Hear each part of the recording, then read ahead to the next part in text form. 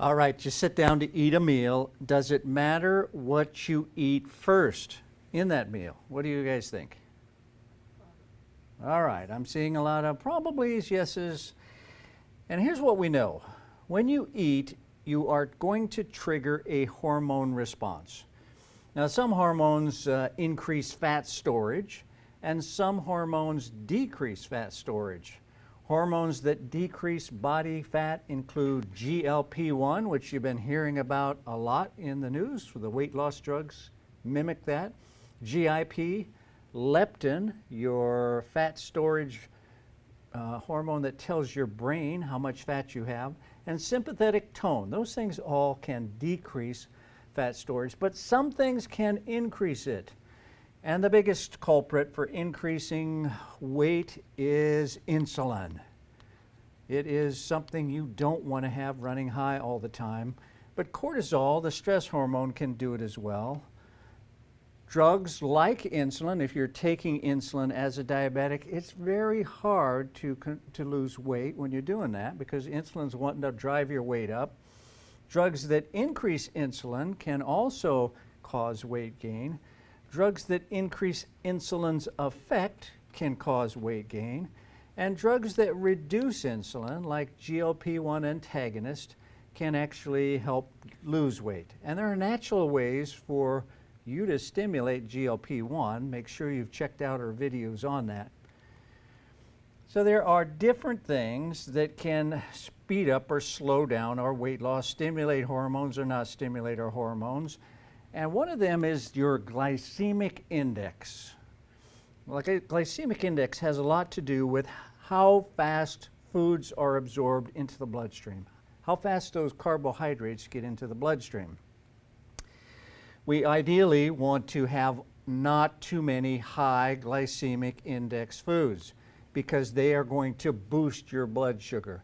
We want to have most of our food in the low glycemic index because that helps balance your metabolism and helps you stay healthy. So what does that look like? Well, high glycemic index foods would be desserts, refined grains, soft drinks, sweetened sport drinks, pop. Most of the processed food, junk food, can be in the high glycemic index category. The medium, which are probably okay, we want to have with some of those, would be root vegetables and whole grains. That's not bad. And then the low glycemic index foods, that's what we want lots of. So that's the legumes. It's bulgur and barley, cracked wheat, most vegetables and fruits, most nuts and seeds, and dairy products. A lot of dairy products fit in that category. Not much of this, some of this, lots of this is what we want. And here's why. High glycemic index foods are going to spike your blood sugar.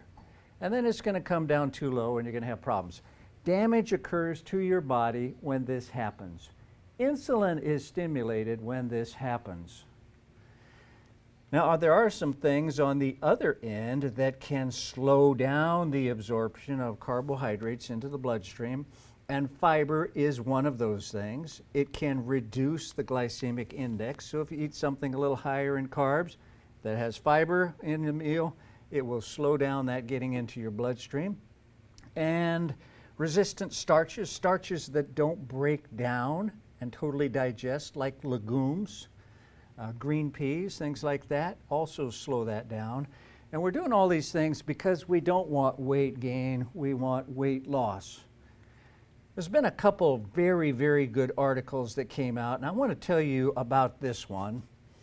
And here's what they wanted to answer, have the questions answered in this study. They wanted to know, does changing the order in which foods are eaten in a meal reduce the insulin spike and the blood sugar spike?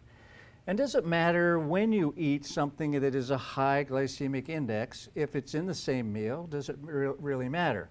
So for the study, they had people who ate a meal of bread and orange juice, that's the carbs, protein, that's chicken breast, and vegetables, that's a salad and steamed broccoli.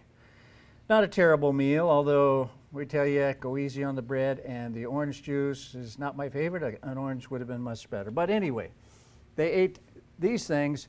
Some of them in the group ate the carbs first, and some of them ate the carbs last.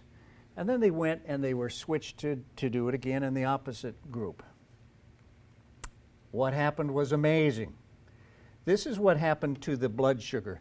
If they ate carbs first, the bread and orange juice, look at this massive spike in blood sugar compared to the carbs last.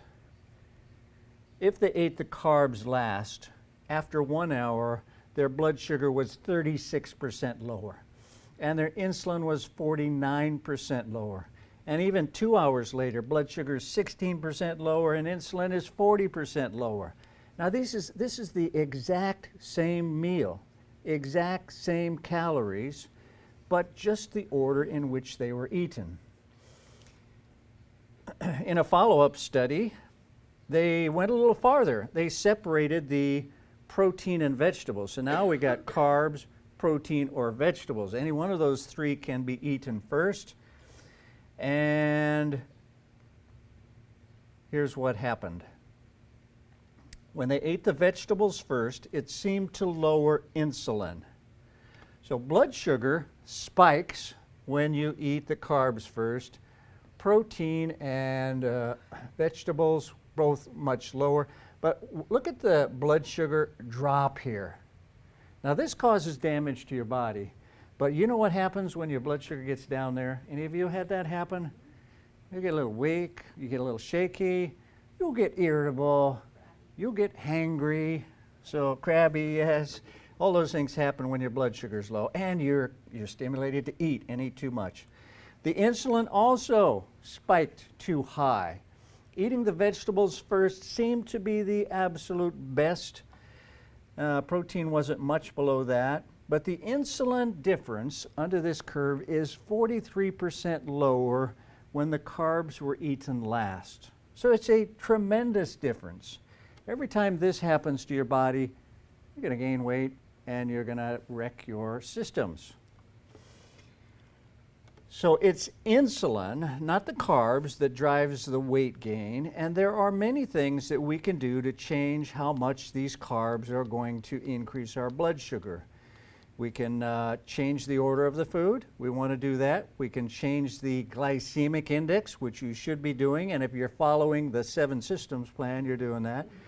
We can ramp up our fiber and resistant starches, and all of those things can lead to weight loss, which is what we want. So here's your action steps to lower the insulin effect. Eat fewer high glycemic index carbs. Now, once in a while they're fine, but if you're going to have one, where would it be in the meal? Yeah. At the end. Now, you go to a nice restaurant with your wife and you order food. What do they bring you first? Bread. And maybe a glass of wine. Well, we got high index carbs, high index carbs. That's going to wreck your system. If you are ever going to have bread, I'd say bring it with the meal and bring me that side salad first. That would be the thing to do. Eat lower glycemic index carbs. We want to load up on those like that salad. Eat more fiber. We want to ramp up our fiber. That also helps your gut bacteria. Eat more resistant starches, legumes. Legumes are a very helpful thing. And then eat protein and vegetables first. And if you got to pick one, the vegetables first would be ideal, and the protein second, and then the higher carbs would be last. For more information, check out 7systemsplan.com.